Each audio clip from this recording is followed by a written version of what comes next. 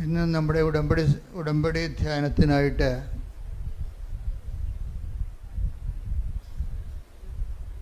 നമ്മൾ സാക്ഷ്യ വിചാരണയ്ക്കായി എടുക്കുന്നത് ഇന്നലെ പറഞ്ഞ ഒരു സാക്ഷ്യമാണ്. ഒരു വൈദികനാണ് ആ സാക്ഷ്യം പറഞ്ഞത്. 2025 ഒരു പ്രത്യേകത ഞാൻ നോക്കിയിട്ട് വൈദികരുടെ സാക്ഷ്യങ്ങൾ കൂടുന്നുണ്ട്.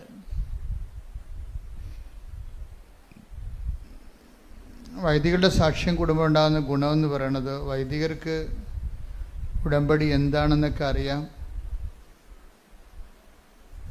ബൈബിളിനെ കുറിച്ച് നല്ല വൈജ്ഞാനിക സമ്പത്തുണ്ട്. സഭയെക്കുറിച്ച് അറിയാം. അവർ വർഷങ്ങൾ ഈ വിഷയം പഠിക്കുന്നതാണ്. അപ്പോഴവർ ഈ മേഖലയിൽ ഇൻവെസ്റ്റ് ചെയ്യുമ്പോൾ അതിൽ നിന്ന് കിട്ടുന്ന ഔട്ട്പുട്ടുകൾ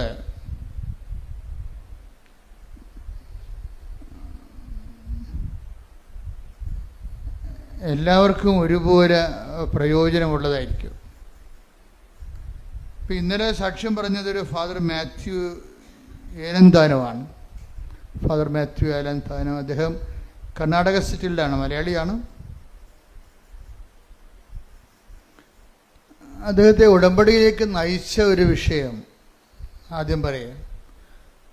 ഒന്നാമത്തെ കാര്യം, അദ്ദേഹത്തിന് കൂടെ 3 അപകടങ്ങളുണ്ടായി. 3 പ്രാവശ്യം കാലൊടിഞ്ഞ്. പിന്നീട് അത് ചികിത്സിച്ചിട്ട് ശരിയായില്ല.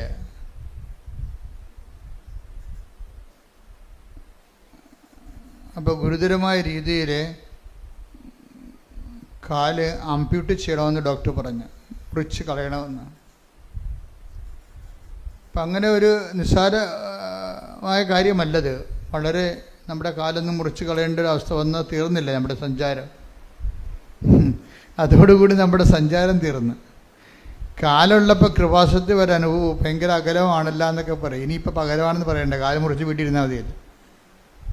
അല്ലേ, കാലുള്ളവർക്കല്ലേ ഒത്തിരി പ്രശ്നങ്ങളൊക്കെ പറയണത്. അയ്യോ ഭയങ്കര ഒരു ദിവസം മുഴുവൻ പോകില്ല, അവിടെ കൃപാസനത്തിൽ ഇരിക്കുമ്പോൾ ഭയങ്കര വിയർപ്പാണല്ലോ, എന്തെല്ലാം പരിപാടിയാണ് പറയണത്. ഈ ദിവസങ്ങളിൽ അമേരിക്കയിൽ നമ്മുടെ സഹപ്രവർത്തകയാണ്. അവിടെ ധ്യാനം നടത്തുന്നതിൽ ത്രേസ്യാമ്മ ചേച്ചി എന്നെ വിളിച്ച് വെറുതെ പറഞ്ഞ്, അച്ഛാ കൃപാസനത്തിൻ്റെ വീഡിയോ കാണുമ്പോൾ ഭയങ്കര സങ്കടം തോന്നണ്. കാര്യം ആൾക്കാരൊക്കെ ഇങ്ങനെ പുഴുക്കിലും വേർപ്പിലും ഇരിക്കുകയാണല്ലോ എന്ന്. അപ്പോൾ ഇത് ഞങ്ങൾക്ക് എന്തെങ്കിലും ചെയ്യാൻ പറ്റുമോ അച്ഛാ? ഞങ്ങൾ ചെയ്യാൻ തയ്യാറാണെന്ന്. ഞാനൊന്നും അവരോട് സഹായമൊന്നും ചോദിച്ചില്ല.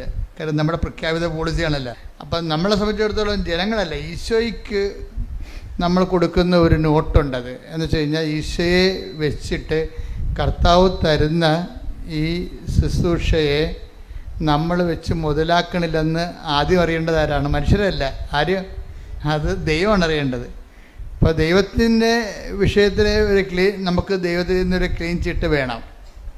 മനുഷ്യർ ചിലപ്പോൾ ഇന്ന് നല്ലതാണെന്ന് പറയണത് നാളെ മോശമായിട്ട് പറയാം. അതൊന്നും പ്രശ്നമല്ല ശരിക്കും. അപ്പോൾ ഞാൻ ആ വിഷയത്തിൽ പറഞ്ഞു, ചേച്ചി കുറച്ച് പ്രശ്നങ്ങളുണ്ട്, പക്ഷേ എൻ്റെ മനസ്സിൽ ആ സമയത്ത് വന്നതേ ഇതിപ്പോഴല്ല, നേരത്തെ ഇങ്ങനെ തന്നെയായിരുന്നു. വലിയ വലിയ അത്ഭുതങ്ങളെല്ലാം അടയാളം നടന്നിരിക്കുന്നത് മനുഷ്യരിങ്ങനെ വേർപ്പിൽ കുളിച്ച് നിൽക്കുമ്പോഴായിരുന്നു. കുറച്ച് ത്യാഗത്തോടുകൂടി ഈ വിഷയം ചെയ്യാൻ ആഗ്രഹിക്കുന്നവരെ അതിൻ്റെ അകത്ത് ഇന്ന് ഞാൻ വെളുപ്പിന് ഒരു പ്രധാനപ്പെട്ട അച്ഛനുമായിട്ട് സംസാരിച്ചു. അച്ഛൻ എന്നോട് ചോദിച്ചു, അച്ഛൻ എനിക്ക് ഉടമ്പടി എടുക്കണം. അതും ഒരു അച്ഛനാണ്. അപ്പം അച്ഛൻ എനിക്ക് ഉടമ്പടി എടുക്കണം, അച്ഛന് ഉടമ്പടിയെക്കുറിച്ച് എന്താണെന്ന് എന്നോട് പറഞ്ഞു തരുമോ? അപ്പം അത് അദ്ദേഹം അച്ഛനായതുകൊണ്ടും എന്നോടങ്ങനെ ചോദിച്ചത് കൊണ്ടും അദ്ദേഹം ഉടമ്പടി എടുത്താൽ നല്ല സാക്ഷ്യം കിട്ടിയാൽ നമുക്ക് കുറച്ച് ഗുണങ്ങളാണ്. കൂടുതൽ കർത്താവിൻ്റെ ഈ പദ്ധതികളെ, കർത്താവ് ഉടമ്പടി ഒരു പദ്ധതിയാണല്ലോ, അതനുസരിച്ച് സഭയിലാകമാനം അതിനൊരു ഓളം ഉണ്ടാകുകയും ജനങ്ങൾ ഒത്തിരി പേര് അതിലൂടെ കർത്താവിനെ അറിയാനും സാക്ഷിയാകാനൊക്കെ സഹായിക്കും. അപ്പം ഞാൻ അച്ഛനോട് പറഞ്ഞു, അച്ഛാ ഈ ഇതിൻ്റെ അകത്ത് ഇപ്പോൾ അച്ഛൻ്റെ ഒരു ഇനീഷ്യേഷൻ ഉണ്ട് ഉടമ്പടിക്ക്. എപ്പോഴും ഉടമ്പടി എടുക്കണമെന്ന് ഇപ്പം അച്ഛന് തോന്നിയില്ലേ?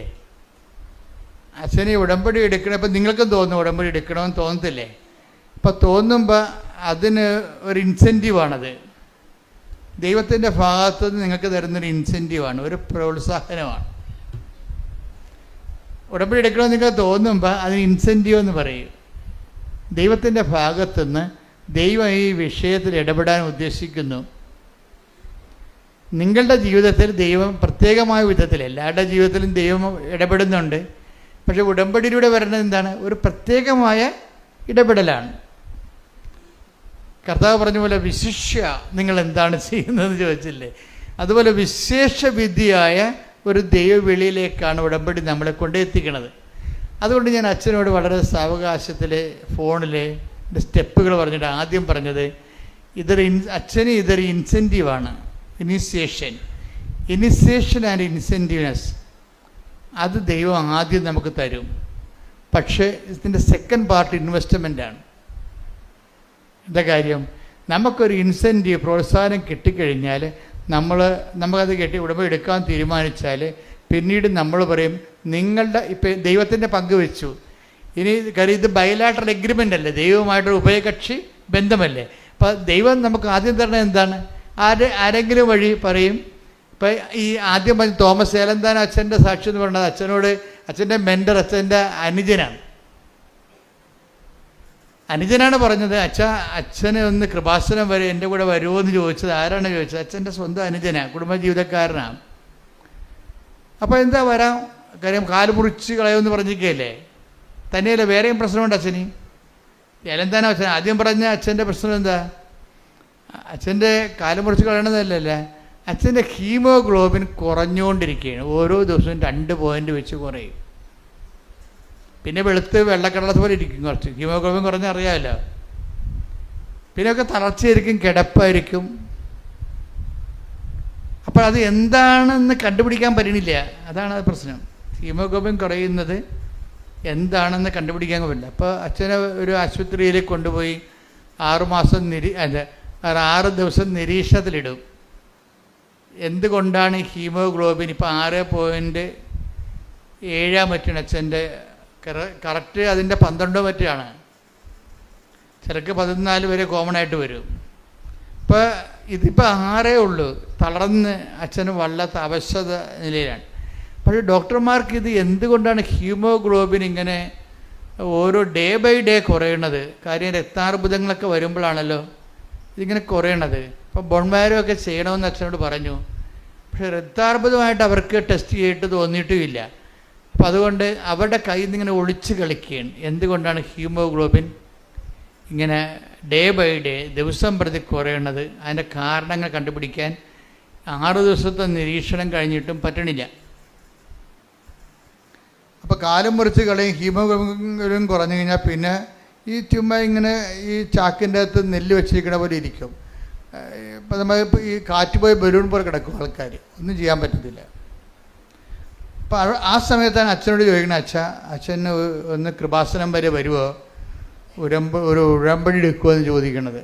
ഈ അച്ഛനെ സംബന്ധിച്ചിടത്തോളം 0- നമ്മുടെ ടെക്നിക്കൽ ഭാഷ പറഞ്ഞ 0- അപ്പം ഇനിയിപ്പോൾ ഒരു ഓപ്ഷൻ നോക്കുമ്പോഴേ ഇപ്പം കൃപാസനത്തെക്കുറിച്ചൊക്കെ മീഡിയയിലൊക്കെ ആൾക്കാരെ വിവരമില്ലാത്ത അതിൻ്റെ അച്ഛന്മാരുമുണ്ട്, തോന്നിവാസമൊക്കെ വിളിച്ച് പറയുന്നുണ്ട്. അപ്പോൾ എന്താ പ്രശ്നം വെച്ച് കഴിഞ്ഞാൽ ഇവർക്ക് ഇങ്ങനെ പറയണൊക്കെ എനിക്ക് ഭയങ്കര ഇഷ്ടമാണ്. എന്താ കാര്യം വെച്ച് കഴിഞ്ഞാൽ പബ്ലിക് മീഡിയയിൽ ഇങ്ങനെ കൃപാസനത്തെക്കുറിച്ചൊക്കെ പണ്ട് തോന്നിവാസം പറഞ്ഞാണ് കൃപാസനം ഇത്രയും വളർന്നിപ്പോൾ ഇരിക്കാൻ പറ്റാത്ത. കർത്താവാണെങ്കിൽ എല്ലാ ദിവസവും ഡസൻ കണക്കിന് അടയാളം കാണിച്ചുകൊണ്ടിരിക്കുകയാണ്. കാര്യം എന്തെങ്കിലും തോന്നിവാസൻ കൃപാസനത്തെക്കുറിച്ച് ആരെങ്കിലും പറഞ്ഞു കഴിഞ്ഞാൽ കേൾക്കുന്നതിനുടനെ പോയി കൃപാസനം എന്താണെന്ന് നോക്കും, പിന്നെ അവിടെ പെട്ടുപോകും. അതെന്താ കാര്യം വെച്ച് കഴിഞ്ഞാൽ നിങ്ങൾ കാണുന്നത് ജനങ്ങളുടെ അനുഭവങ്ങളല്ലേ പറയണം. 10,000 ഉണ്ട് സാക്ഷ്യം, 10,000 സാക്ഷ്യങ്ങളുണ്ട്. കാര്യം ജനങ്ങളുടെ വ്യത്യസ്തങ്ങളായ ജീവിത അനുഭവങ്ങളാണ് പറയണത്. അപ്പോൾ ദൈവത്തെ ആശയപരമായിട്ട് അംഗീകരിച്ചിട്ട് അതിൻ്റെ പേരിൽ ഒരു ദൈവവിശ്വാസിയായ ആൾക്കാരുണ്ട്. പക്ഷേ ഉള്ള പ്രോബ്ലം എന്ന് വെച്ച് കഴിഞ്ഞാൽ അതിൻ്റെ അകത്ത് അവർക്ക് പേഴ്സണൽ ഇൻവെസ്റ്റ്മെൻറ്റ് കുറവാണ്. ആശയപരമായിട്ട് ദൈവം ഉണ്ട്, പൗരോഹിത്യം സ്ഥാപിച്ചതാണ്, എനിക്കും പൗരോഹിത്യം തന്നെ കിട്ടിയിരിക്കണം എന്നൊക്കെ പറഞ്ഞ് ആശയപരമായിട്ടുള്ള അറിവുകളുണ്ടെങ്കിൽ വലിയ വേസ്റ്റ് ജന്മങ്ങളാണ്, വലിയ പ്രചോദനമൊന്നുമില്ല. എന്താ കാരണം എന്ന് വെച്ച് കഴിഞ്ഞാൽ, അതുകൊണ്ട് ഞാൻ ഈ അച്ഛൻ്റെ വെളുപ്പിനെ സംസാരിച്ച അച്ഛനോട് പറഞ്ഞ അച്ഛാ, ഇൻസെൻറ്റീവൊക്കെ ദൈവം തരും, പക്ഷേ ഇതിൻ്റെ അകത്ത് ഇൻവെസ്റ്റ്മെൻ്റ് ഉണ്ട്.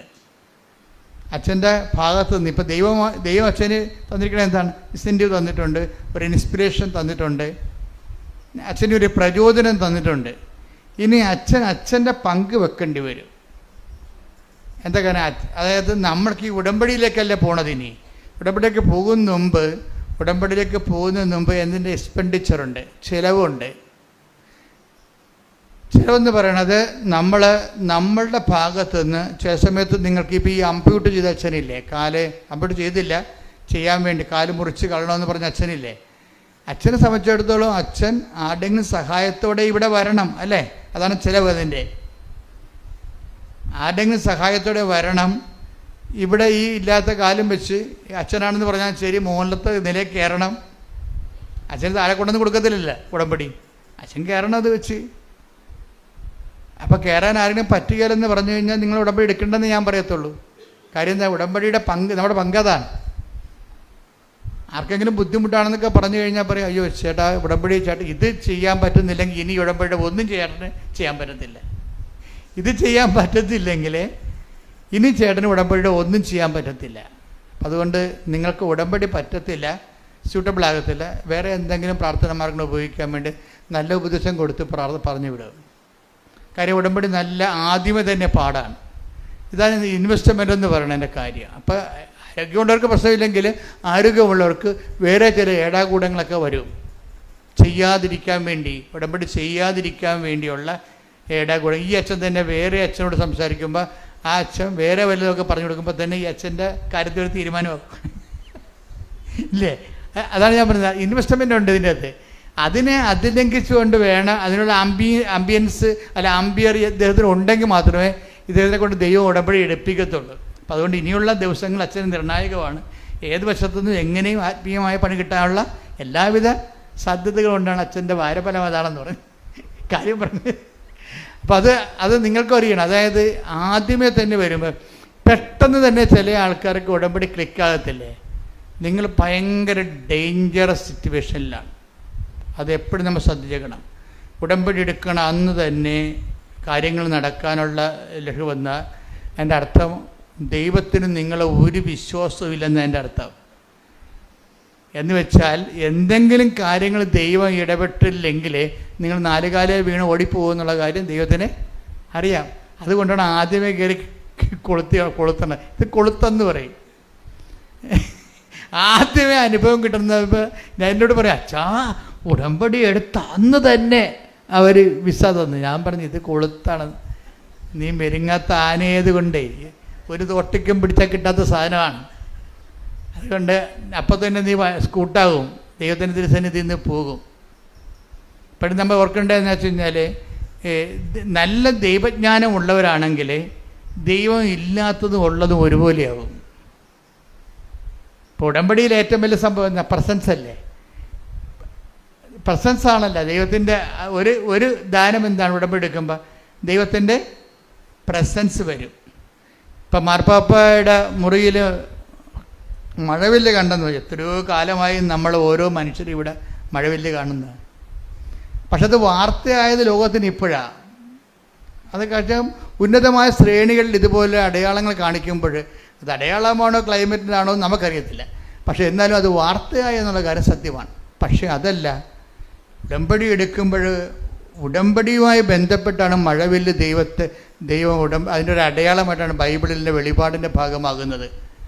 അതിനെ ഉടമ്പടി ചെയ്ത വ്യക്തികൾ, ഇപ്പം മകളെ തോറ്റ് തൊപ്പിയിട്ട് അവൾ ഹോസ്റ്റലിൽ നിന്ന് ഇറങ്ങാൻ പോവുകയാണ്. ഇപ്പം അമ്മ കാശ് കൊടുക്കാൻ അവൾക്കില്ല, അവൾക്കിനി പഠിക്കാനും മുന്നോട്ട് പോകാനുള്ള മാർഗ്ഗമില്ല. അവളെ കോളേജിൽ നിന്ന് ടെർമിനേറ്റ് ചെയ്യാൻ പോകുമ്പോഴാണല്ലോ അമ്മ ഉടമ്പടി എടുക്കുമ്പോഴാണ്. ആ ഉടമ്പടി എടുത്തെന്ന് വിളിച്ച് പറയുമ്പോൾ അവളുടെ മുമ്പിൽ മഴവില്ല് വന്ന് നിൽക്കും. അപ്പോഴമ്മ പറഞ്ഞു, അമ്മ അതേ മഴവില്ലേ, ഇനി അമ്മ പരിശുദ്ധ അമ്മ നോക്കിക്കൊള്ളും. അതാണ് എൻ്റെ വിഷയം. സാന്നിധ്യമാണ്, സാന്നിധ്യം, ദൈവസാന്നിധ്യത്തിൻ്റെ ഒരറിവാണ്. അപ്പം ദൈവസാന്നിധ്യം നൽകുമ്പോൾ ഇതുപോലെ തന്നെ നിങ്ങൾ കുറച്ചങ്ങോട്ട് ചെല്ലുമ്പോൾ ദൈവത്തിൻ്റെ അസാന്നിധ്യം ഉണ്ടാവും.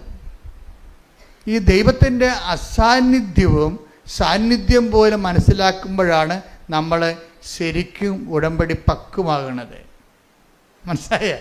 ദൈവത്തിൻ്റെ സാന്നിധ്യം പോലെ തന്നെയാണ് ദൈവത്തിൻ്റെ അസാന്നിധ്യവും. അതിപ്പോൾ അറിയണമെങ്കിൽ ജെറമിയ വായിച്ചു നോക്കിയേ.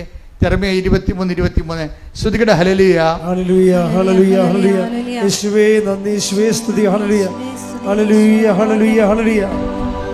ജെറമിയ 23:23 കർത്താവ് ചോദിക്കുന്നു, സമീപസ്ഥനായിരിക്കുമ്പോൾ മാത്രമാണോ, സമീപസ്ഥനായിരിക്കുമ്പോൾ മാത്രമാണോ ഞാൻ നിങ്ങൾക്ക് ദൈവം, വിദൂരത്തിലിരിക്കുമ്പോഴും ഞാൻ ദൈവമല്ലേ.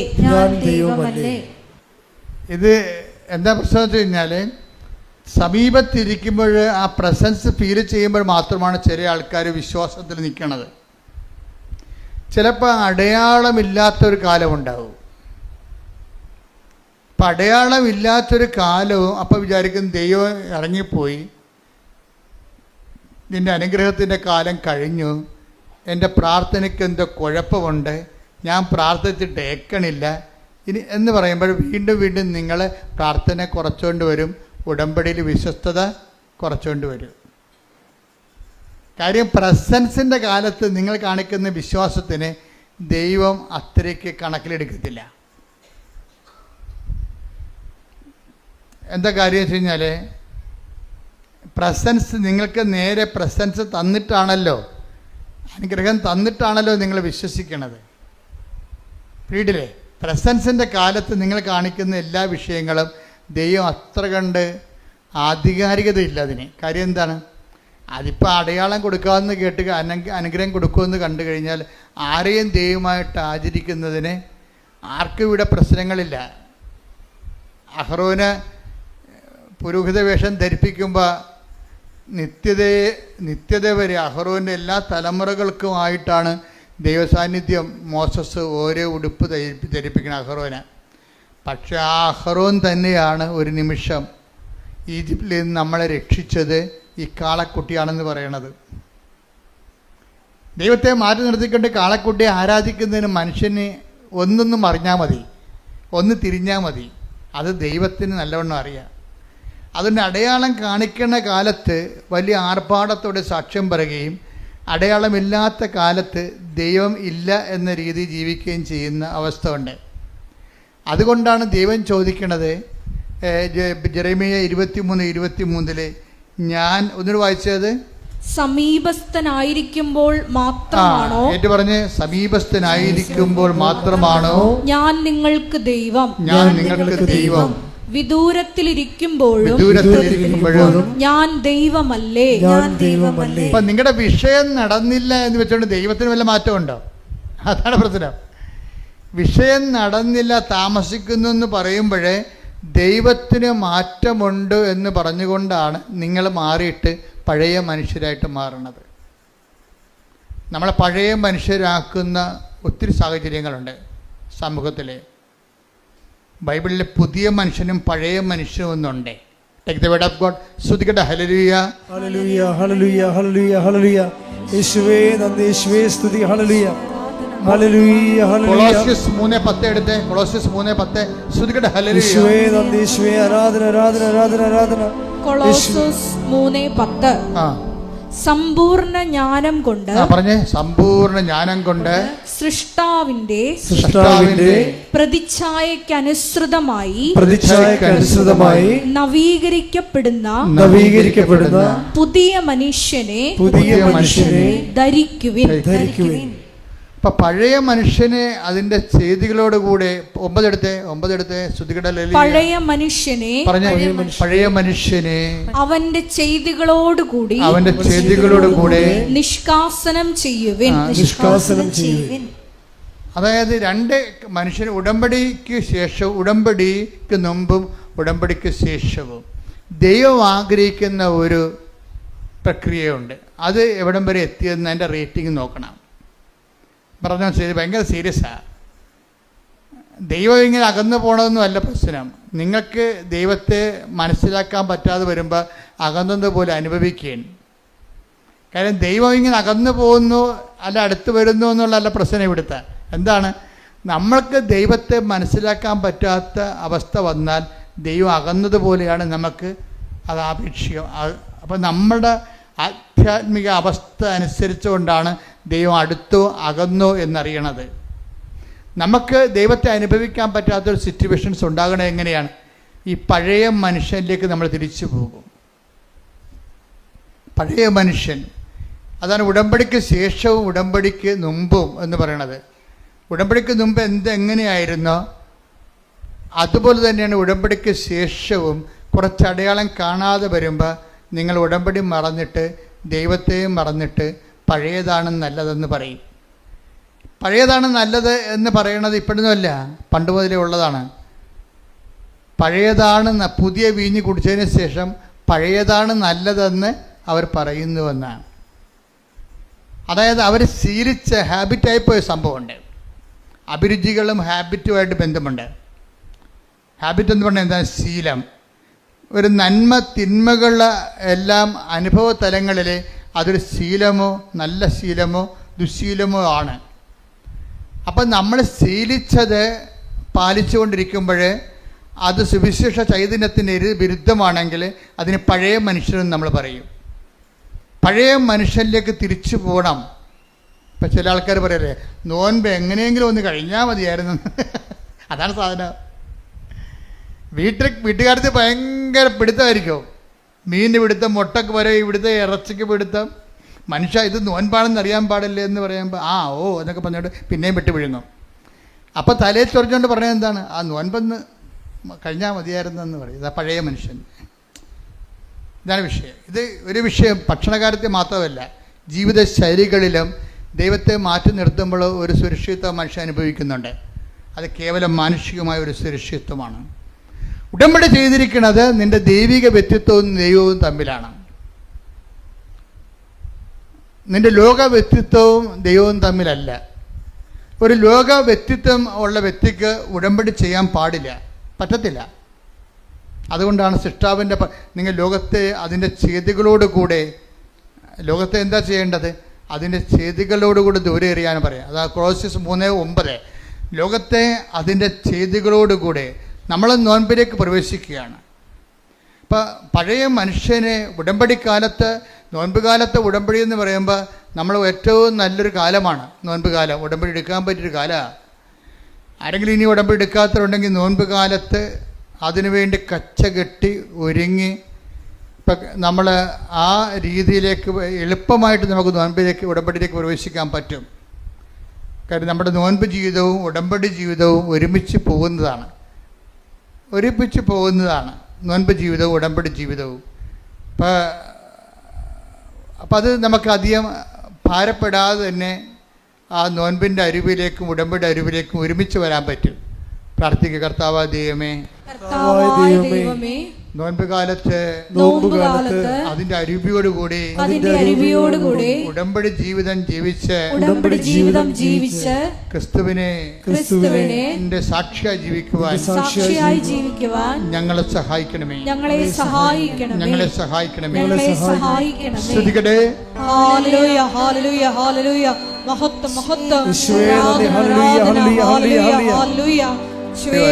പിതാവായ ദൈവത്തിന്റെ മുമ്പിൽ പരിശുദ്ധവും നിഷ്കളങ്കവുമായ ഭക്തി ഇതാണ്. അനാഥരുടെയും വിധവകളുടെയും ഞെരുക്കങ്ങളിൽ അവരുടെ സഹായത്തിനെത്തുക. ലോകത്തിന്റെ കളങ്കമേൽക്കാതെ തന്നെ തന്നെ കാത്തു സൂക്ഷിക്കുക. ഉടമ്പടി കാലത്ത് നമ്മൾ രണ്ട് കാര്യങ്ങളാണ്. എന്താണ്? ഭക്തിയുടെ ജീവിതമുണ്ട്. പക്ഷെ ഭക്തി എന്ന് പറഞ്ഞാൽ എന്താണ്? എപ്പോഴും കൈകൊപ്പിക്കൊണ്ട് ദൈവമേ കൈതൊഴാൻ കേൾക്കുമാറാകണമെന്ന് പാടുന്നതല്ല ഭക്തി. ഭക്തി എന്ന് പറഞ്ഞാൽ എന്താണ്? ഒന്ന് വായിച്ചേ. സുവിശേഷ വിഹിതമായ ഭക്തിയുണ്ട്. എന്താണത്? പിതാവായ ദൈവത്തിന്റെ മുമ്പിൽ പിതാവായ ദൈവത്തിന്റെ മുമ്പിൽ പരിശുദ്ധവും നിഷ്കളങ്കവുമായ ഭക്തി ഇതാണ്. അനാഥരുടെയും വിധവകളുടെയും ഞെരുക്കങ്ങളിൽ അവരുടെ സഹായത്തിനെത്തുക. ലോകത്തിന്റെ കളങ്കമേൽക്കാതെ തന്നെ തന്നെ കാത്തു സൂക്ഷിക്കുക. യാക്കോബിന്റെ ലേഖനമാണ് 1:27. അതായത് നിഷ്കളങ്കമായ ഭക്തി ഇതാണ്. ഭക്തിയെ രണ്ടായിട്ട് തിരിക്കുകയാണ്. എന്താണ് ശരിയാണത്? ഭക്തി രണ്ടായിട്ട് തിരിക്കുകയാണ്.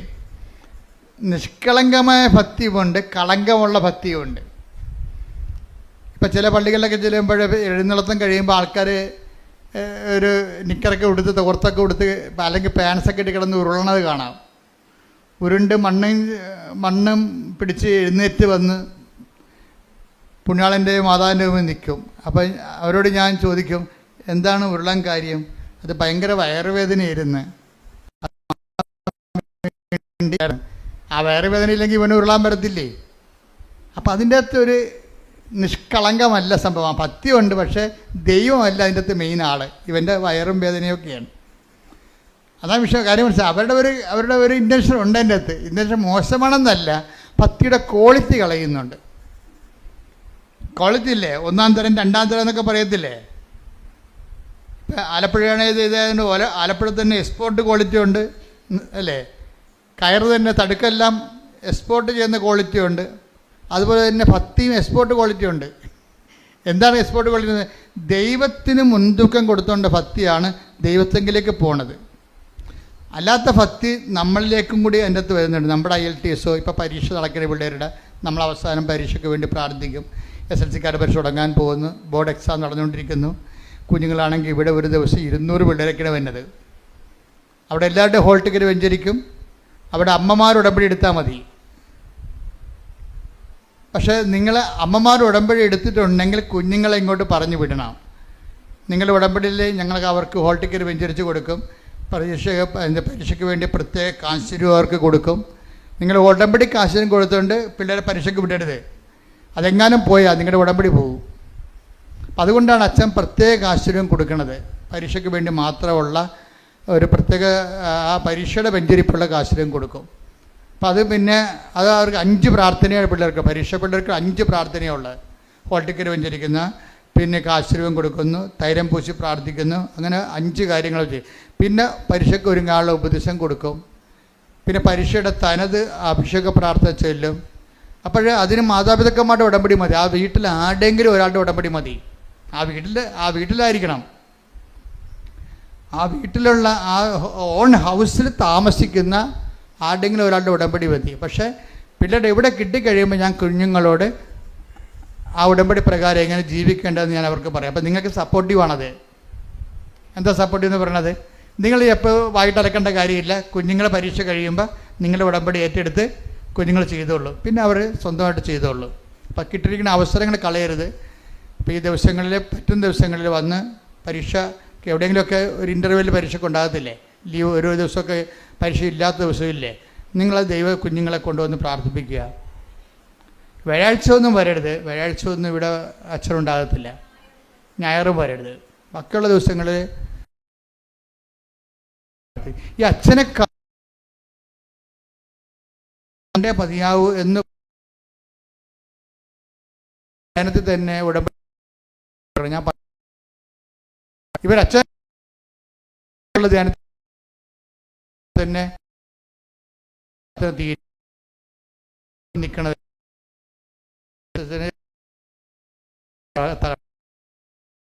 ഇത്തിരി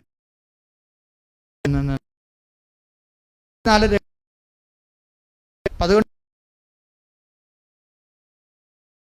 ഉണ്ടാകുകയല്ല. പക്ഷേ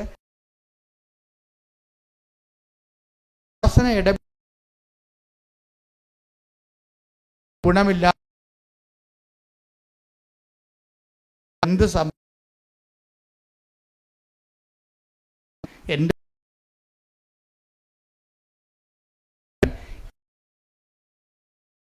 അതാണ് ഞാൻ അച്ഛനോട് ആദ്യമേ പറഞ്ഞത്. ദൈവത്തിൻ്റെ പോർഷൻ അത് നമ്മൾ ഉറപ്പ് വരുത്തണം. ദൈവത്തിൻ്റെ പോർഷൻ ദൈവത്തിന് കൊടുക്കാനുള്ളത്. അതുകൊണ്ടാണ് നിങ്ങളോട് ഞാൻ സാക്ഷ്യം പറയണം. സാക്ഷ്യം പറയാതില്ലെങ്കിൽ പിന്നെ നിങ്ങൾ ഇനി കൃപാസനത്തിൽ വരണ്ട എന്നൊക്കെ പറഞ്ഞത് എന്താണ്? സാക്ഷ്യം ദൈവത്തിൻ്റെ പോർഷനാണ്, നമ്മുടെ അല്ല, നമ്മുടെ നിയോഗമാണ്. അത് ദൈവം സാധിച്ചു തന്നു കഴിഞ്ഞാൽ ഉടനെ പരിപാടി. പിന്നെ അടുത്ത നടപടി എന്താണ്? ദൈവത്തിൻ്റെ പങ്ക് കൊടുക്കണം. ദൈവത്തിന് കൊടുക്കാനുള്ള മഹത്വം കൊടുക്കുമ്പോൾ എന്ത് സംഭവിക്കണം? നിങ്ങളിലൂടെ ആയിരക്കണക്കിന് മനുഷ്യൻ, ഇപ്പോൾ ആ അച്ഛൻ്റെ സാക്ഷ്യമില്ലേ, അത് അപ്പ് ചെയ്ത് കഴിഞ്ഞാൽ എങ്ങനെയാലും 1,00,000 പേര് ആ സാക്ഷ്യം കാണും. ആ 1,00,000 പേര് സാക്ഷ്യം കാണുമ്പോൾ അതിൻ്റെ അകത്ത് പല അച്ഛന്മാരും കാണും. ഇപ്പോഴെന്ന് വെച്ച് കഴിഞ്ഞാൽ ആൾക്കാരെല്ലാവരും തന്നെ ഇപ്പോഴ് അച്ഛൻ്റെ ഡെയിലി ബ്രെഡും അതുപോലെ ഇതെല്ലാം ആൾക്കാർ സ്റ്റാറ്റസ് ഇടുന്നുണ്ട്.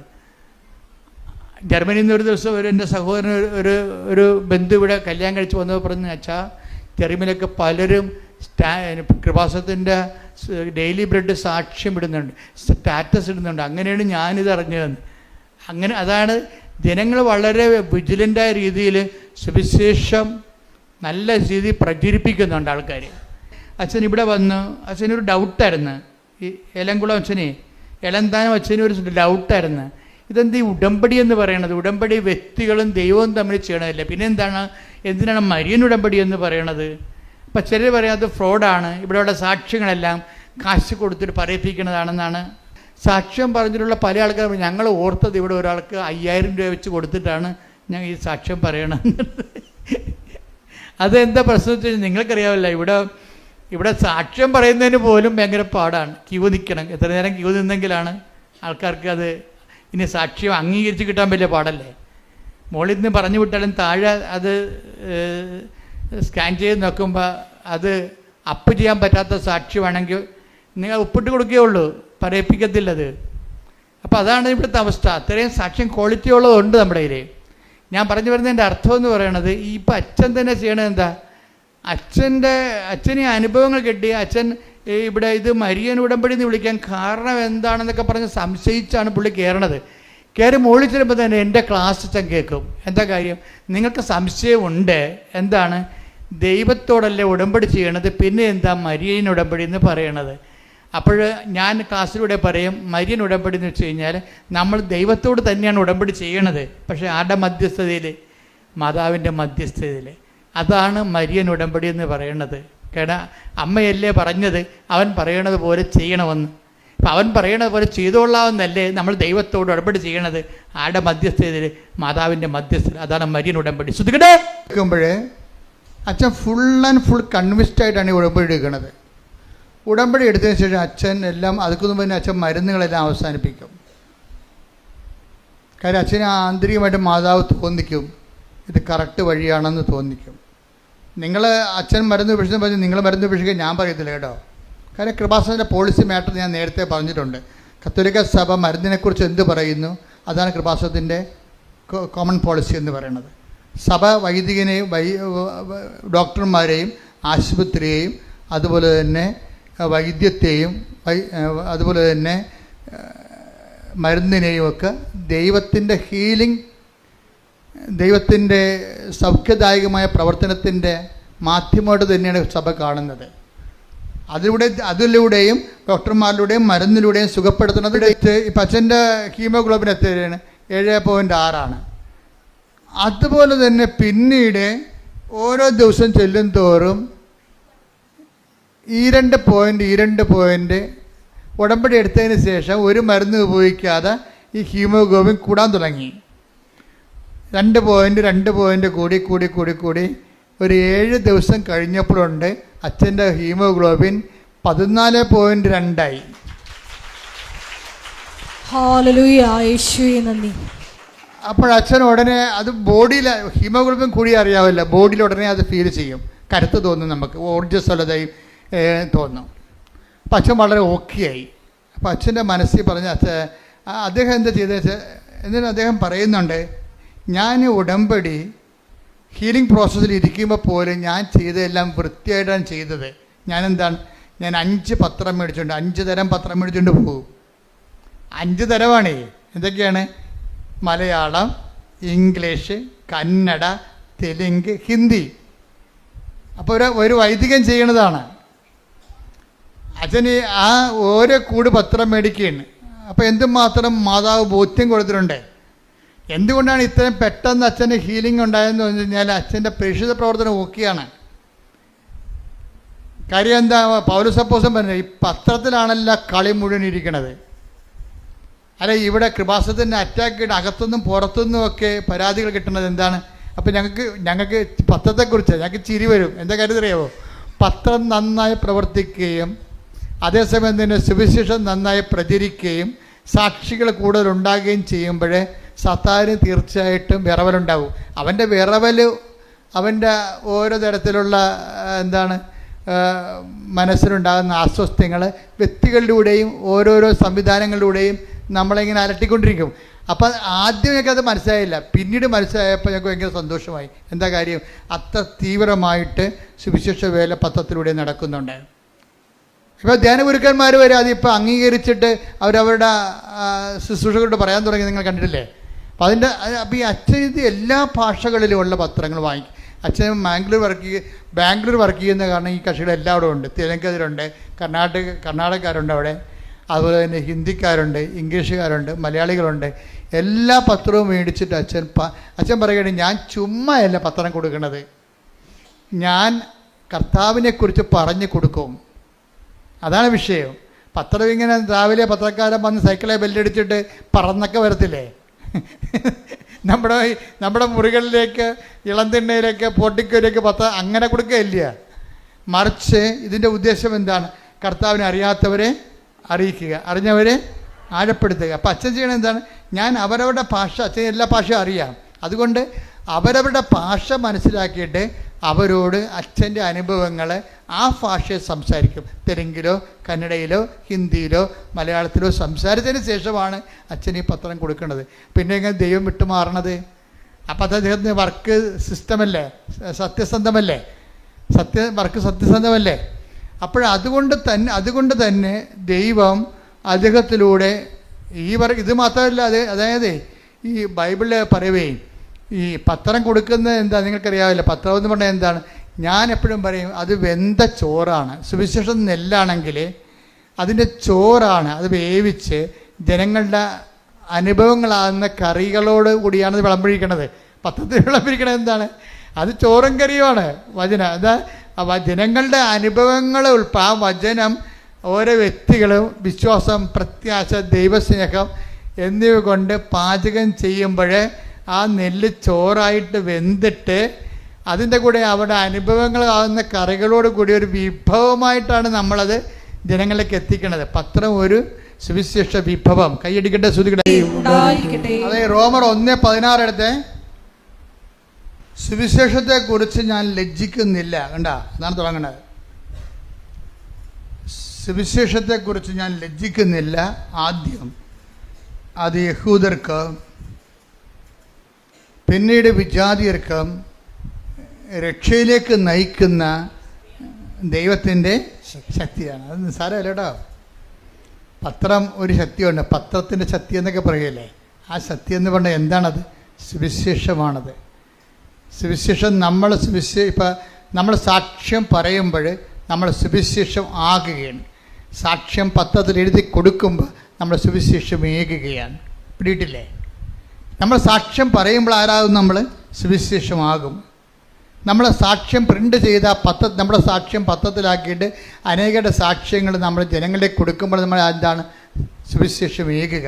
അപ്പം നമ്മുടെ ലക്ഷ്യം എന്താണ്? ഉടമ്പടിയുടെ സുവിശേഷമാകുക. പറഞ്ഞേ, സുവിശേഷമാകുക, സുവിശേഷമേകുക, സുവിശേഷമേകുക, സുവിശേഷമാകുക, സുവിശേഷമാകുക, സുവിശേഷമേകുക. സുവിശേഷമേകുക. കൈയടിക്കട്ടെ, ശ്രുതിക്കട്ടെ. ഹല്ലേലൂയ.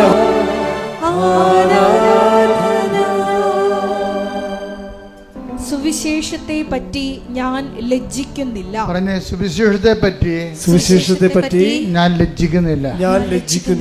എന്തെന്നാൽ വിശ്വസിക്കുന്ന ഏവർക്കും ആദ്യം യഹൂദർക്കും പിന്നീട് ഗ്രീക്കുകാർക്കും അത് രക്ഷയിലേക്ക് നയിക്കുന്ന ദൈവശക്തിയാണ്.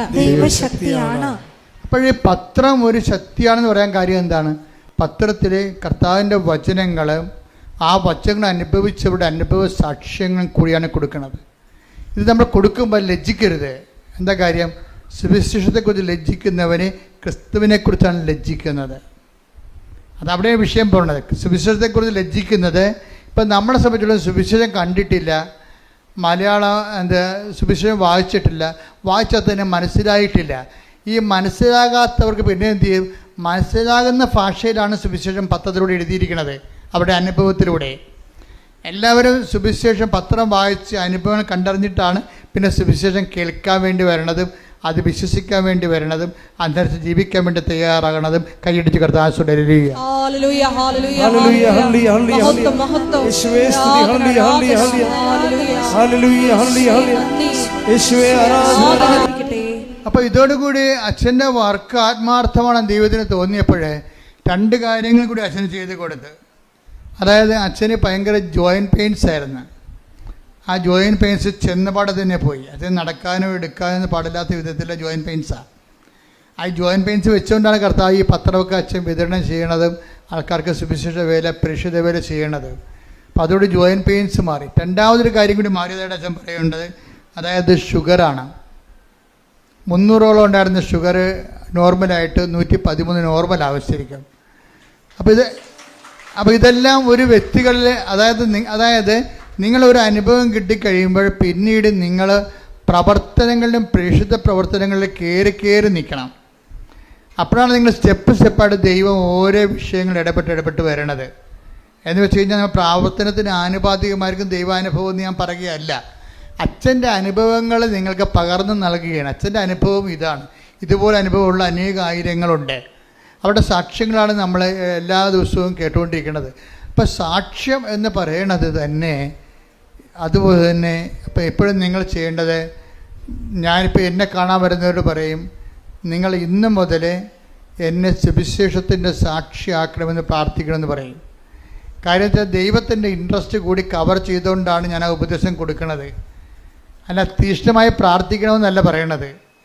എന്നെ കാണാൻ വന്നവരുടെ കാര്യങ്ങൾ കുറച്ച് മോശം കണ്ടീഷനാണെങ്കിൽ ഞാൻ പറയും, ഇന്ന് മുതൽ നിങ്ങൾ പ്രാർത്ഥിക്കേണ്ടത് സുവിശേഷത്തിൻ്റെ ആ ബോള് കർത്താവിൻ്റെ കോട്ടിലോട്ട് ഞാൻ അടിച്ചു മാറ്റണതാണ്. എന്താ കാര്യം? സുവിശേഷത്തിൻ്റെ സാക്ഷിയാക്കണമെന്ന് പറയുമ്പോൾ നിങ്ങളുടെ വിഷയം ആരുടെ വിഷയമാകും? അത് ദൈവത്തിൻ്റെ വിഷയമാകും. ചില കാര്യം അച്ഛനെ കാണാൻ വരുമ്പോൾ എനിക്ക് ഭയങ്കര അവരോട് ദേഷ്യം വരും. കാര്യം എന്താ കാര്യത്തിന് അവിടെ തലയൊക്കെ വെക്കുമ്പോൾ എനിക്കറിയാൻ പറ്റും അവരത് ഉടമ്പടി അവസാനിപ്പിക്കാൻ പോവുകയാണ്, കള്ളത്തരത്തിന് ചീട്ട വാങ്ങിച്ചിരിക്കുകയാണ്. എന്താ കാര്യം വെച്ച് കഴിഞ്ഞാൽ ഇനിയിപ്പോൾ അച്ഛനെ കാണാൻ കൂടിയല്ലേ ഉള്ളതിൻ്റെ അകത്ത്, എന്താ അതും കൂടി നടക്കട്ടെ എന്ന് വെച്ചുകൊണ്ട് അവരാ പഴയ ജീവിതത്തിലേക്ക് അവർ തിരിച്ചു പോകാൻ പോകണം.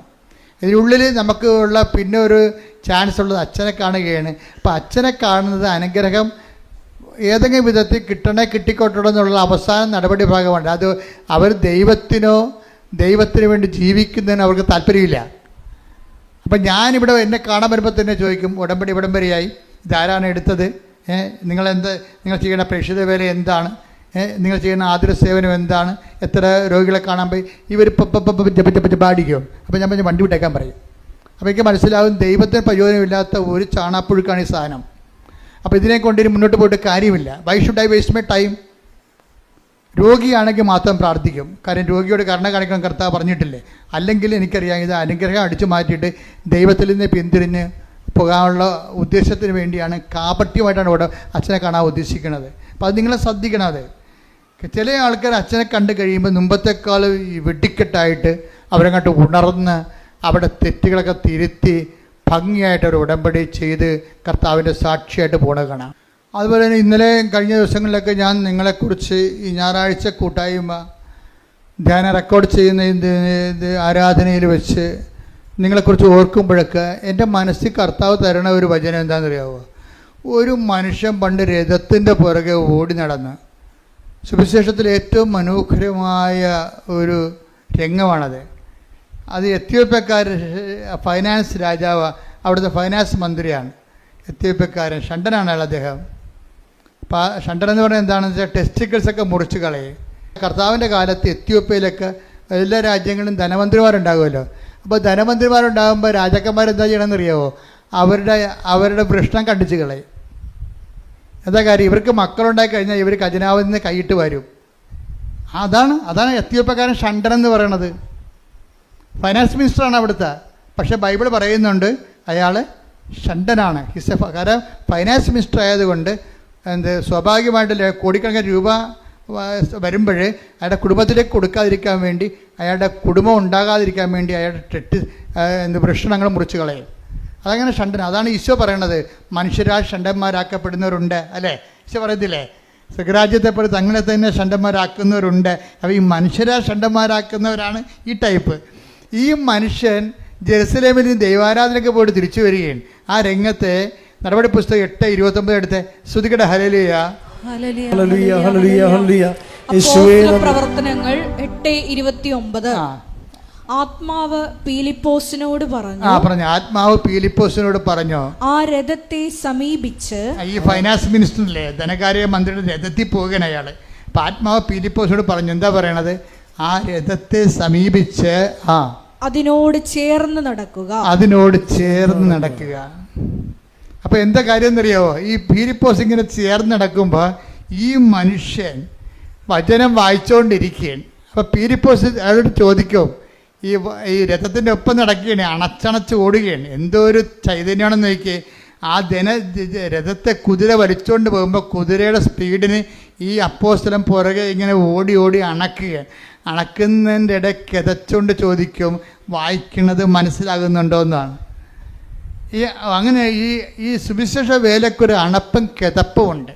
കർത്താവിന് വേണ്ടി കിതക്കണം. അതാണ് പ്രേക്ഷിതൻ. പ്രാർത്ഥിക്കുക, കർത്താവേ ഫിലിപ്പോസിനെ പോലെ കർത്താവിന് വേണ്ടി സുവിശേഷ കൈമാറ്റത്തിന് വേണ്ടി ഏത് കൊലകൊമ്പനായാലും ഒരു ആത്മവിശ്വാസത്തോടെ അവന്റെ കൂടെ നടന്ന് അവന്റെ സ്പീഡിനകത്ത് നീങ്ങിയില്ലെങ്കിലും അണച്ചായാലും കിതച്ചായാലും വായിക്കുന്നത് മനസ്സിലാകുന്നുണ്ടോ എന്ന് ചോദിച്ചുകൊണ്ട് കർത്താവിന് കൈമാറാൻ എന്നെ അഭിഷേകം ചെയ്യണമേ, എന്നെ അഭിഷേകം ചെയ്യണമേ.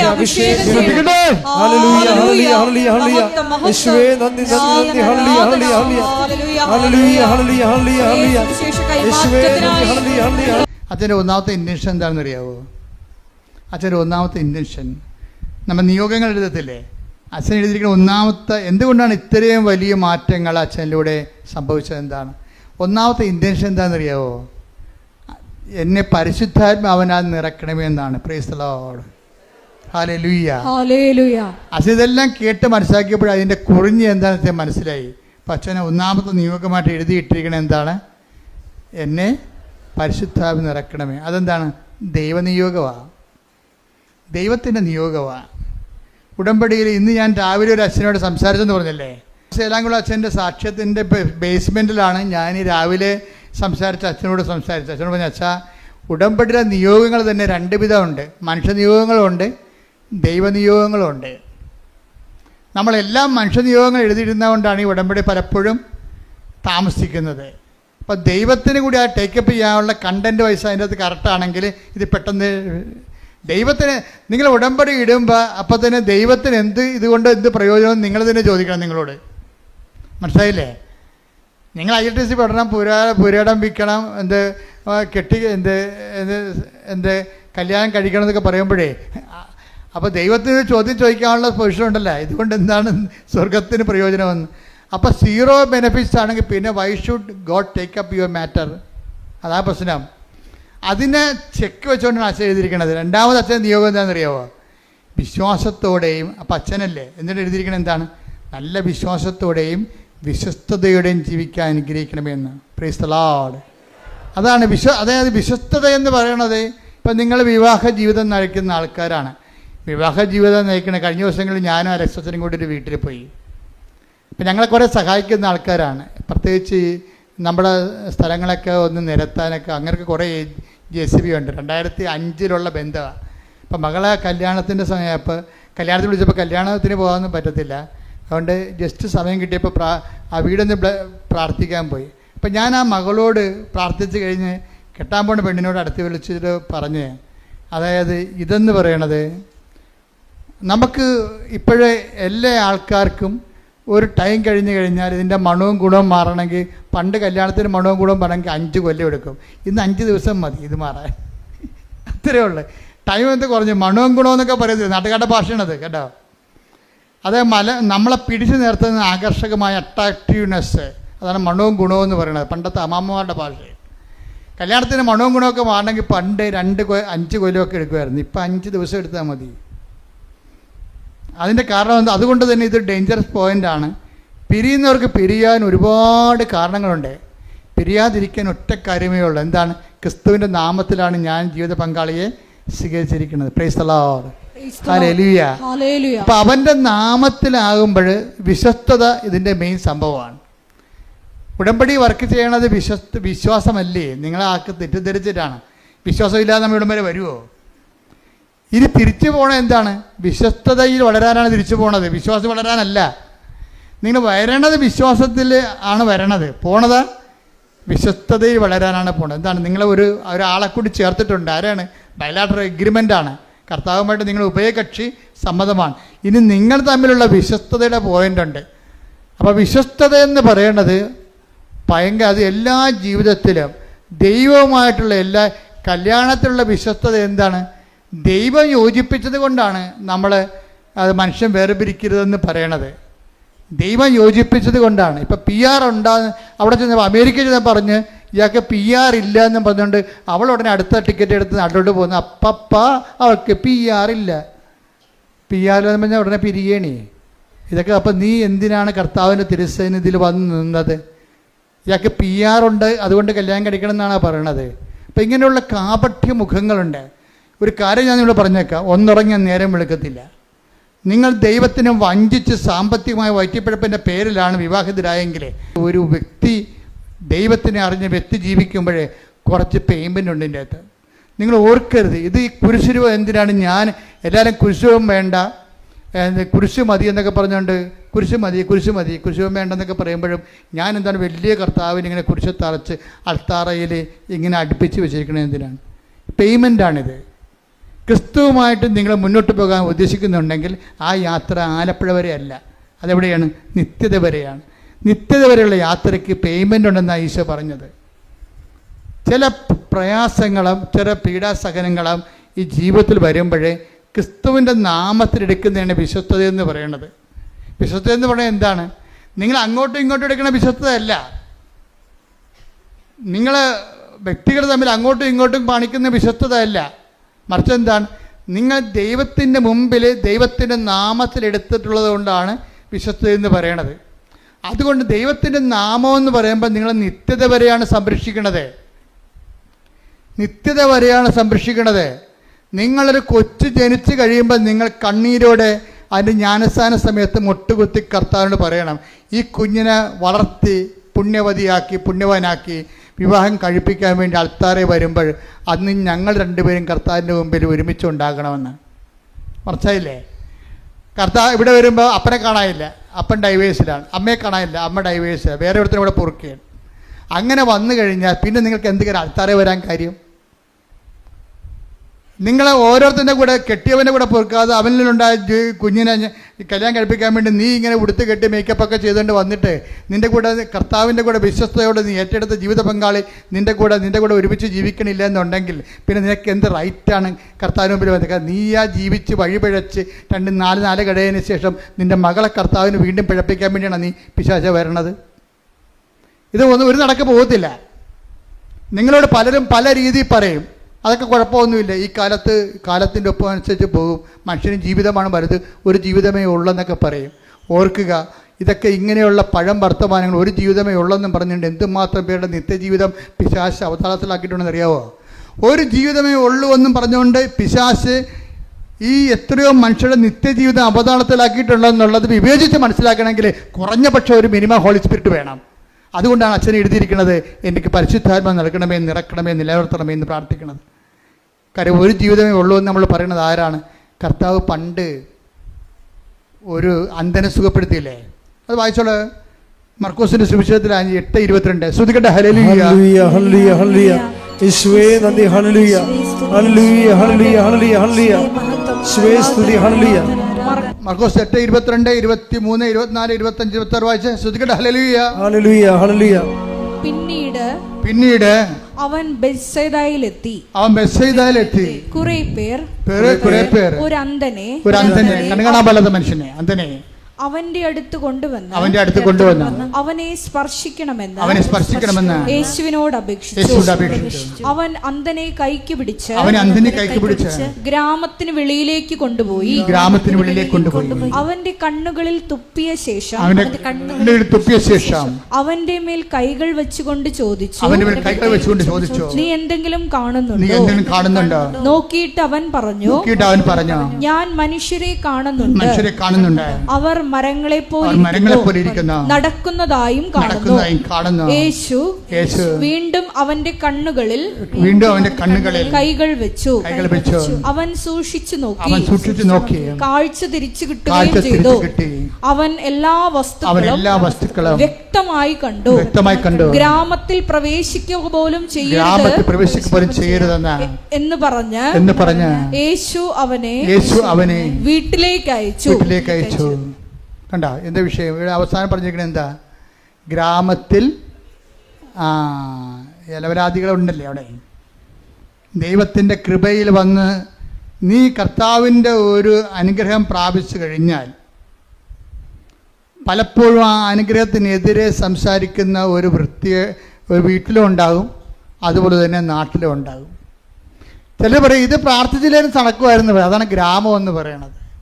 മനസ്സിലായോ? പല്ലിതക്കാത്തമാരും ദൈവിക പ്രവൃത്തികൾ വെളിപ്പെട്ട് കഴിഞ്ഞാൽ ഉടനെ പല്ലിളിക്കുകയും വെള്ളറി പിടിക്കുകയും ചെയ്യുന്ന ആർക്കാണ്? പിശാചിനാണ്.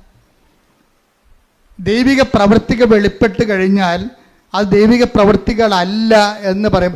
ദൈവത്തെ അംഗീകരിച്ചു കഴിഞ്ഞാൽ എന്ത് പറ്റും? തങ്ങളുടെ ജീവിതത്തിൽ കാണിച്ചു കൂട്ടിയിരിക്കുന്ന വൃത്തികെട്ട ജീവിതങ്ങൾ തെറ്റായിട്ട് ഇന്നല്ലെങ്കിൽ നാളെ അവർ വിചാരണ ചെയ്യപ്പെടും. എന്തുകൊണ്ടാണ് മനുഷ്യൻ ദൈവത്തെ അംഗീകരിക്കുന്നത് പോരായ്മയെ കരുതുന്നത്? ഒന്ന്, അവൻ തന്നെയാണ് ദൈവം എന്ന് പറയുമ്പോഴാണല്ലോ പോരായ്മ.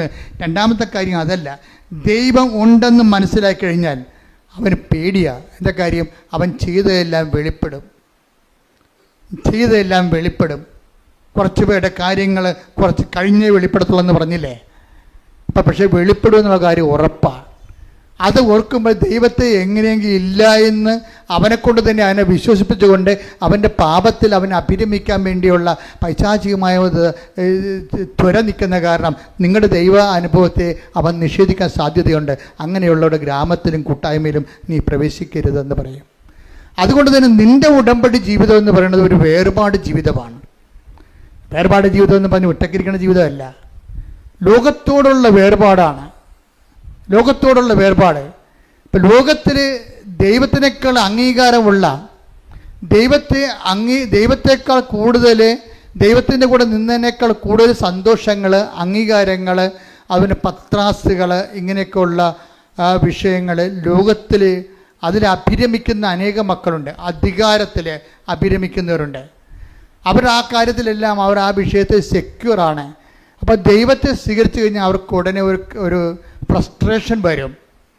അതുകൊണ്ട് തന്നെ ദൈവത്തെ ഇവർ തള്ളി മാറ്റുകയും ദൈവികമായ കാര്യങ്ങൾ കേൾക്കുമ്പോൾ തലതിരിക്കുകയും റേഡിയോ മൊബൈൽ ഓഫ് ചെയ്യുകയും അങ്ങനെ നിങ്ങളെ നിഷേധിക്കുക. അങ്ങനെ പല ഗ്രാമങ്ങളിൽ അങ്ങനെ പല അതാണ് 26 8:26 മർക്കോസ് 8:26 ഗ്രാമത്തിൽ പ്രവേശിക്കുക പോലും ചെയ്യരുത് എന്ന് പറഞ്ഞ് ഗ്രാമത്തിൽ പ്രവേശിക്കുക പോലും ചെയ്യരുത് എന്ന് പറഞ്ഞ് യേശു അവനെ വീട്ടിലേക്ക് അയച്ചു.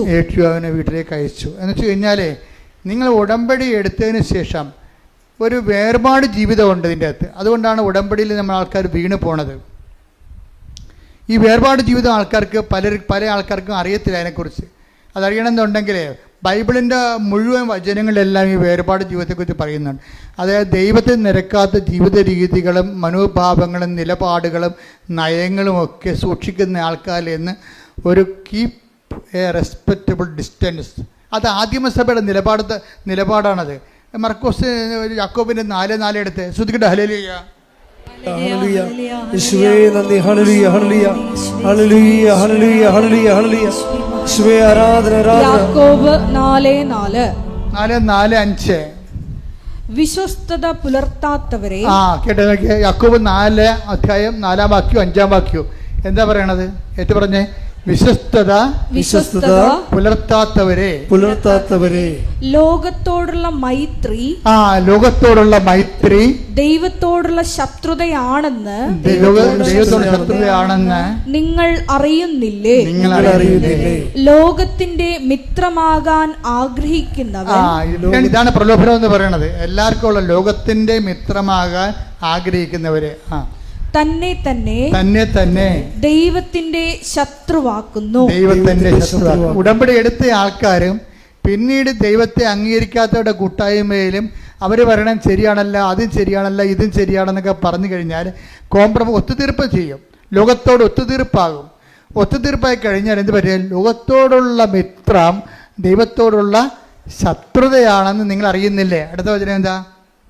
നമ്മിൽ നിക്ഷേപിച്ചിരിക്കുന്ന നിക്ഷേപിച്ചിരിക്കുന്ന ആത്മാവിനെ ദൈവം അസൂയയോടെ അഭിലഷിക്കുന്നു എന്ന തിരുവെഴുത്ത് വൃഥാ ആണെന്ന് നിങ്ങൾ വിചാരിക്കുന്നുവോ? അപ്പൊ നമ്മളിൽ പരിശുദ്ധാത്മാവ് നിറഞ്ഞു കഴിഞ്ഞാൽ ദൈവത്തിനോട് നമ്മളോട് വല്ലാത്ത ആകർഷണമുണ്ടാകും. ഇപ്പം ഈ ഞാൻ പറഞ്ഞ മാത്യു അച്ഛൻ്റെ വിഷയം എന്താ? അച്ഛനിൽ തന്നെ ഇതുപോലെ തന്നെ പരിശുദ്ധാത്മാവ് നിറഞ്ഞ് സുവിശേഷം വളരെ സന്തോഷത്തോടു കൂടിയാണ് അച്ഛൻ പങ്കുവെക്കണത്. അച്ഛൻ പങ്കുവെക്കുമ്പോൾ ആ സുവിശേഷത്തിൻ്റെ ഒരു പ്രചിരിമയുണ്ടല്ലോ, അതിങ്ങനെ പ്രജ്വലിക്കണ കാണാം. എന്ന് വെച്ചാൽ ഓരോ സ്ഥലങ്ങളിലും അച്ഛൻ അനാഥാലയത്തിലൊക്കെ ചെല്ലും. മെൻ്റലി റിട്ടാർഡഡ് ആയിട്ടുള്ള ഒരു പേഴ്സൺ, രോഗികൾ താമസിക്കുന്ന ഒരു സ്ഥലത്ത് ചെല്ലും. എന്നുവെച്ചാൽ അവർക്ക് ഫിസിക്കലി അച്ഛൻ പറയുന്നുണ്ടത് they are mentally retarded and physically handicapped. എന്നുവെച്ചാൽ അവർ മെൻ്റലി വെച്ചാൽ അവർ മാനസിക രോഗികളാണ്, പക്ഷേ അവരുടെ കൈയും കാലും പലതും ഇല്ല. അങ്ങനെ ഒരു ജന്മങ്ങൾ എന്തുമാത്രം കഷ്ടപ്പാടാണ്. അവരെ കാണാൻ അച്ഛൻ പോകും. എന്താ കാര്യം? അച്ഛനിൽ പരിശുദ്ധാത്മാവുണ്ട്. കാര്യം അച്ഛൻ എഴുതിയിരിക്കുന്നത് എന്താണ്? പരിശുദ്ധാത്മാവ്. അവിടെ നമ്മൾ ആരെങ്കിലും പറഞ്ഞത് കേട്ട് ജോസഫച്ചൻ്റെ പ്രസംഗം കേട്ട് പോകുകയല്ലേ? അച്ഛൻ്റെ ഉള്ളിൽ തന്നെ കർത്താവിൻ്റെ വഴികളെ ഇതുപോലെയുള്ള വഴികളാണെന്ന് കണ്ടെത്തിയിട്ട് ഈ മെൻ്റലി റിട്ടാർഡഡിനെയും അതുപോലെ തന്നെ ഈ മനോരോഗികളെയും അംഗവൈകല്യമുള്ളവരെയും കാണാൻ വേണ്ടി അവരുടെ ഒരു സ്ഥാപനത്തിൽ അച്ഛൻ സ്ഥിരമായി പോകും. ഒരു ദിവസം അച്ഛൻ അവിടെ സ്ഥിരമായി പോയപ്പോൾ ഒരു ഗ്ലാസ് വെള്ളം ഒരു പയ്യന് കൊടുത്തു. അവൻ ചോദിച്ചു കുടിക്കാൻ ഇങ്ങനെ കാണിച്ച്, ഇപ്പോൾ സംസാരിക്കാൻ പറ്റുന്നില്ല, കുടിക്കാൻ വേണ്ടി കാണിച്ച്. അവന് ഉടനെ ഒരു ഗ്ലാസ് വെള്ളം, ശുദ്ധവെള്ളം അച്ഛൻ അവനെടുത്ത് കൊടുത്ത്. അവിടെ എല്ലാത്തിനും അച്ഛൻ ഭക്ഷണം കൊടുക്കുകയും പലവരും. അപ്പോൾ ഒരുത്ത വെള്ളം ചോദിച്ച് അവന് കൊടുത്തു. ആ വെള്ളം കൊടുത്ത് അവൻ പകുതിയോളം അത് കുടിച്ച് അങ്ങോട്ടും ഇങ്ങോട്ടും ഇട്ടാൽ കുടിക്കണവൻ. അറിയാമല്ലേ, മെൻ്റൽ റിട്ടാർഡ് ആൾക്കാർ തുപ്പൽ അങ്ങോട്ടിടും, അങ്ങോട്ട് വെച്ച് കുടിക്കും, പിന്നെ ഇടും. പകുതി കുടിച്ച് കഴിഞ്ഞപ്പോൾ ആ വെള്ളവും ഗ്ലാസ് എടുത്ത് അച്ഛനെ മോന്നൊക്കെ എറിഞ്ഞ്. ഈ തുപ്പലും വെള്ളവും കൂടി അച്ഛനെ മേത്ത് വീണ്. അപ്പോൾ അച്ഛനൊരു കാഴ്ച കണ്ട്. ഇത് അച്ഛൻ ചിരിച്ച്. എന്താ അച്ഛൻ കണ്ടെന്നറിയാം? അത് ഉണ്ണീശയാണെന്ന് എനിക്ക് തോന്നിയെന്ന്. Hallelujah, hallelujah, hallelujah. അതാണ് മൂന്നാം കാഴ്ച എന്ന് പറയുന്നത്. ഉടമ്പടിയുടെ മൂന്നാം കാഴ്ച എന്ന് പറയും. അതായത് നമ്മളെ ശിക്ഷിക്കുന്നവരും നമ്മൾ അനുഗ്രഹിക്കുമ്പോൾ തന്നെ നമ്മളെ ശിക്ഷിക്കുന്നവരുണ്ട്. നമ്മളെ സഹായിക്കുമ്പോൾ തന്നെ നമ്മളെക്കുറിച്ച് മോശം പറഞ്ഞു പരത്തുന്നവരുണ്ട്.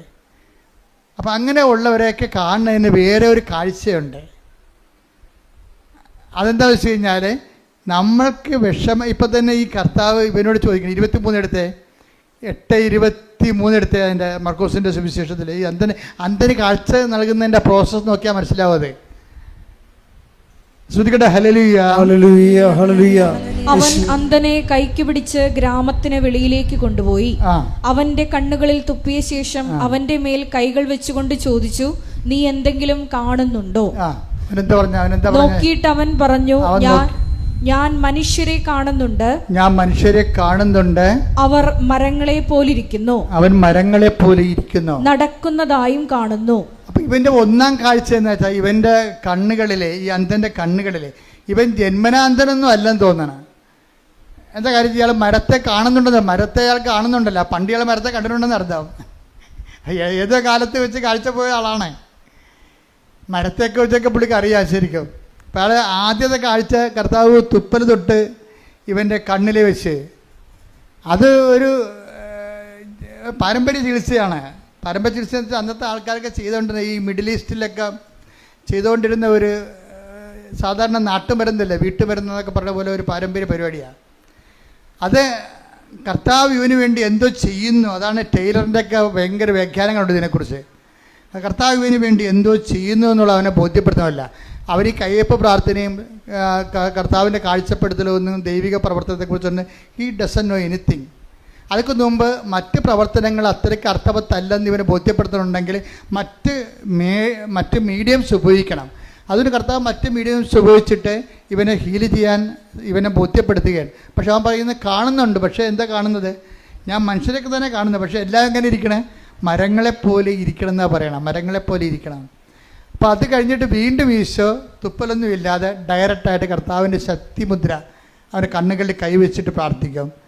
എന്നിട്ട് പറയും, നീ കണ്ണ് തുറന്നതെന്ന് പറയുമ്പോൾ ഞാനിപ്പോഴെല്ലാം അവൻ പറയും എന്താ പറയണത്? വ്യക്തമായി കാണുന്നുണ്ടെന്ന് പറയും.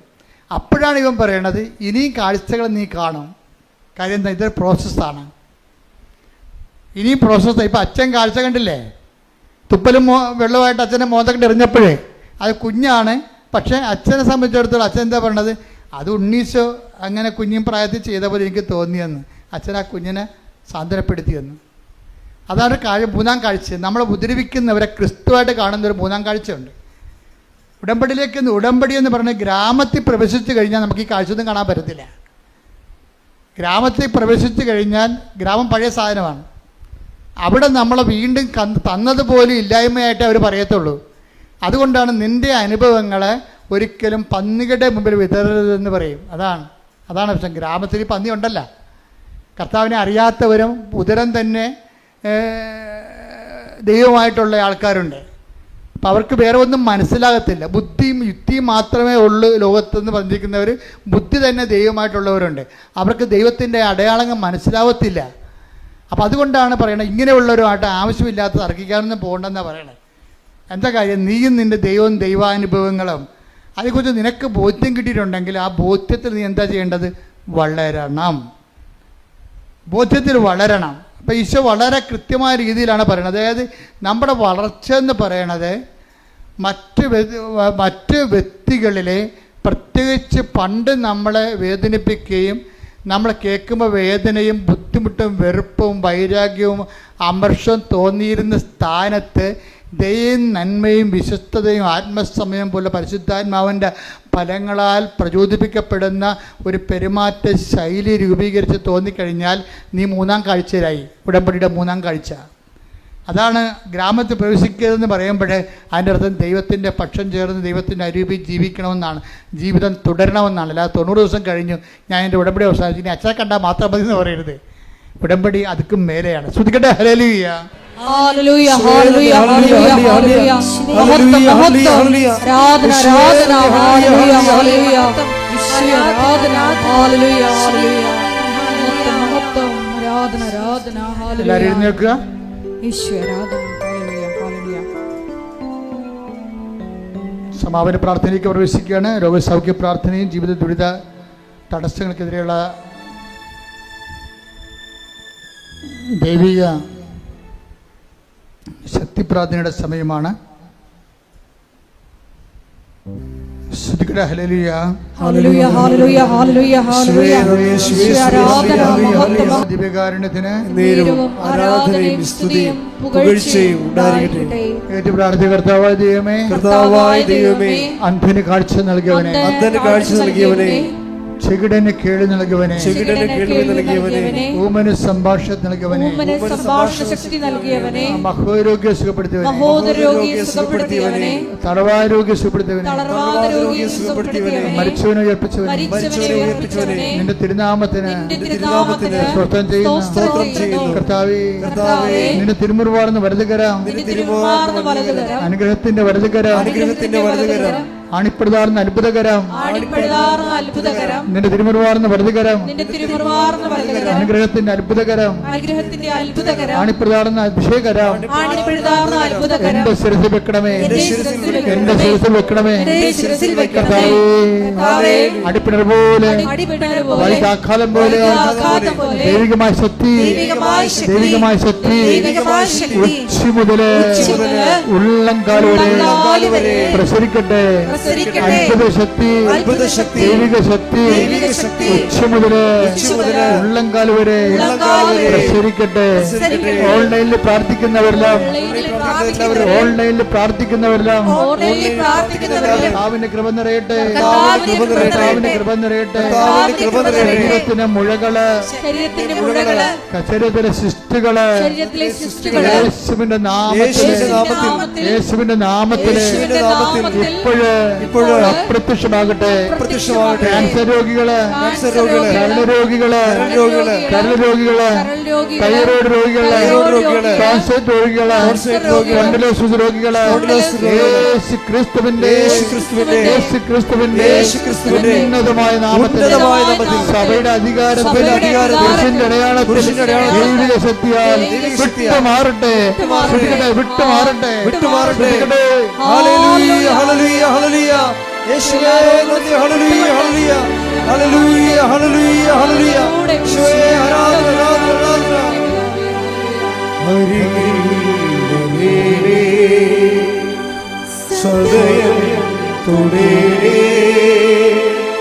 സുഖമായി എന്നെ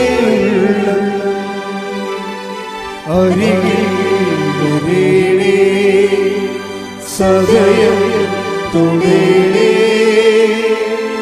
സുഖമായി പ്രാർത്ഥി. കർത്താവായ ദൈവമേ, അങ്ങയുടെ തിരുമുറിവാർന്ന വലതുകരം, ആണിപ്പഴുതാർന്ന അത്ഭുതകരം ഈ നിമിഷം അങ്ങയുടെ മക്കളുടെ ശിരസിൽ വെക്കണമേ.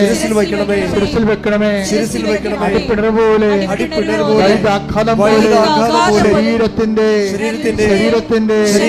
ഓരോ കോശങ്ങളിലേക്ക് ഓരോ പേശികളിലേക്ക് ഓരോ ഞരമ്പുകളിലേക്ക് അസ്ഥിബന്ധനങ്ങളിലേക്ക് കർത്താവിന്റെ രക്തം പടരട്ടെ.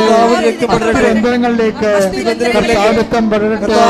ക്യാൻസർ രോഗങ്ങള്, രോഗങ്ങള്, ഉപരാശ രോഗങ്ങള്, ഈശോയുടെ രോഗങ്ങള്, രോഗങ്ങള്, ഭാഷ രോഗങ്ങള്, ആമാശ രോഗങ്ങള്, കുടലിന്റെ ചുരുക്കങ്ങള്, കുടലിന്റെ അൾസറ്, എല്ലാ രോഗങ്ങള് യേശുവിന്റെ നാമത്തിൽ ജനിതക രോഗങ്ങള് യേശുവിന്റെ നാമത്തിൽ മാറിപ്പോകട്ടെ. ഹല്ലേലൂയ ഹല്ലേലൂയ ഹല്ലേലൂയ യേശുവേ hallelujah hallelujah hallelujah hallelujah hallelujah യേശുവേ നന്ദി. ഹല്ലേലൂയ ഹരിയേ സദയം തുടരേ സുഖമായി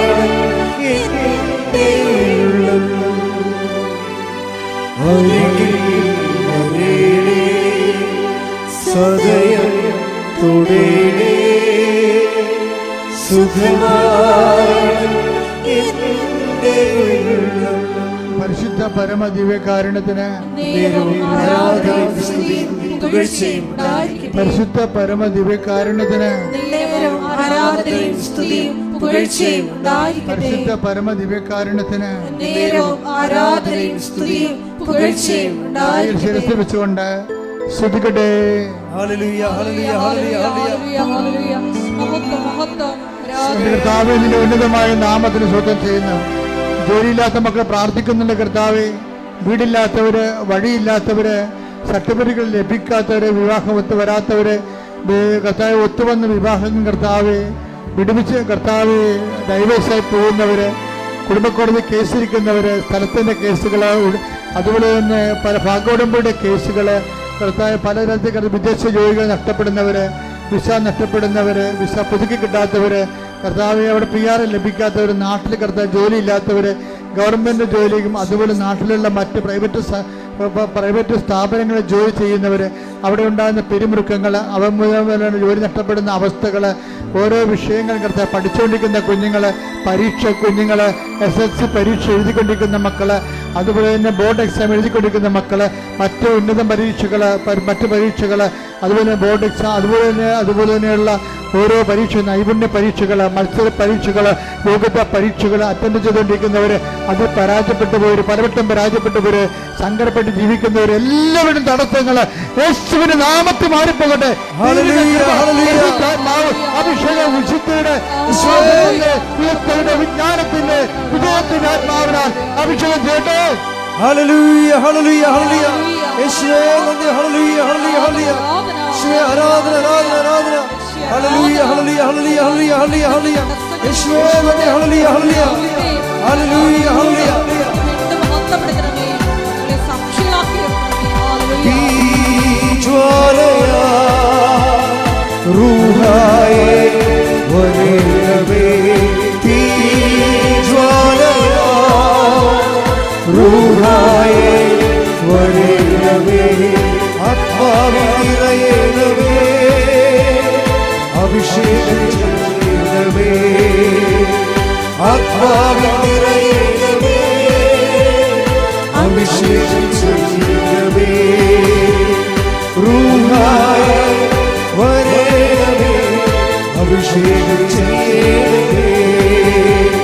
റൂഹായേ വരേണമേ. അഭിഷേകം ചെയ്യണമേ. എല്ലാവരും മുട്ടേ നിൽക്കുക.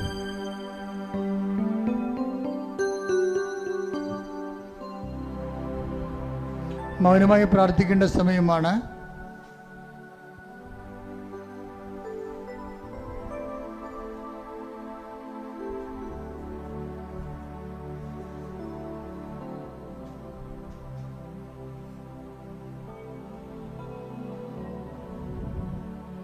സമാപന ആശീർവാദത്തിന് സമയമാണ്.